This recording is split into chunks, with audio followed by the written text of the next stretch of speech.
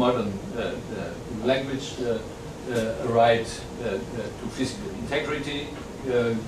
It requires some decent due process.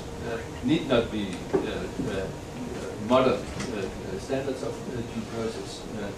It requires collective toleration, and it requires some guarantee of what Henry Shue calls basic subsistence. So basic security and basic subsistence as a basis to have rights at all, and then minimally filled in.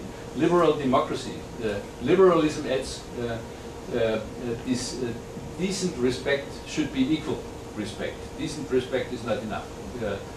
So that means a minimalist understanding of equality before and in the law, and a minimalist understanding of anti-discrimination or non-discrimination. If you add democracy, liberal democracy, and this has been the intent of saying liberal constitutionalism 1, 2, 3.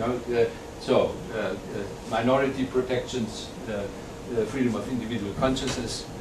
Those are, say, the basics of liberal constitutionalism. And democracy adds, again from this long list, equal political rights, popular sovereignty, and freedom of political communication, added to institutional requirements of multi-party competition.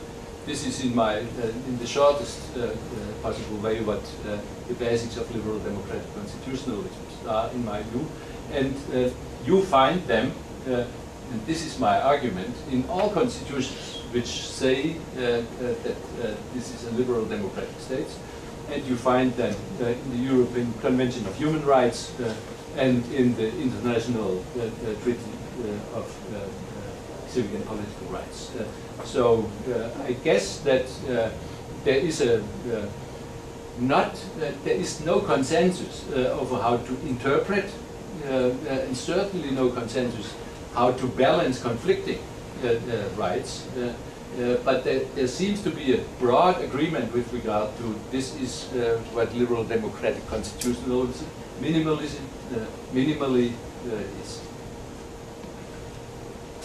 I think well, I would just, I wanted to frame this as a statement, but if I had to frame it as a question, I'd ask you if you might reconsider your stand about allowing private law